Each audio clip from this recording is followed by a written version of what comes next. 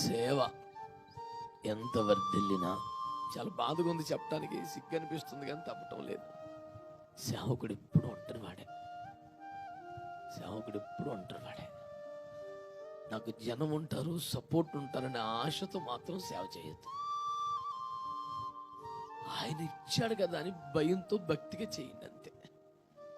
నేను ఎంత కష్టపడ్డాను, వాళ్ళ కష్టం ఉంటే నేను వాళ్ళ ఇంటికి వెళ్ళాను, ఉపవాసాలు ఉన్నాను, ప్రార్థన చేశాను, వాళ్ళ దుఃఖంలో నిలబడ్డాను. వారు ఈ రోజు నేను నిలబడ్డానికి కారణం నా కష్టం, నా కన్నీరు కనుక రేపొద్దున నాకు కష్టం వస్తే వాళ్ళు నిలబడతారు అనుకోవద్దు. నా సలహా ఇది. రాదనుకోని సహకారం లభించదు అనుకోని సేవ చేస్తే వచ్చే సంతోషం, లేకపోతే లేదు. వస్తుంది అనుకొని చేస్తే నిరాశ ఎక్కువైపోతుంది కదా. గుండె పగిలి చావాల్సి వస్తుంది. దైవజనులకు గుండె జబ్బులు ఎందుకు వస్తున్నాయి? హార్ట్ ఫెయిల్ అయిపోతుంది, తట్టుకోలేకపోతున్నారు. ఎన్ని జీవిత వాస్తవాలు.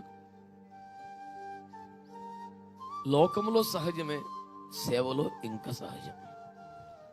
కనుక మీరు మేలు చేసి కీడు అనుభవించిన ఎడల దేవునికి హితమగును, ఇందుకు మీరు పిలువబడి తెలియాలి. అసలు మన పిలిపి అదయ్యాక ఏడ్చేది ఏడుంది. మనం పిలిచిన పోస్ట్కి సరిపడే ఉద్యోగం వచ్చింది అనుకోవటం, స్తోత్రం పోవటమే.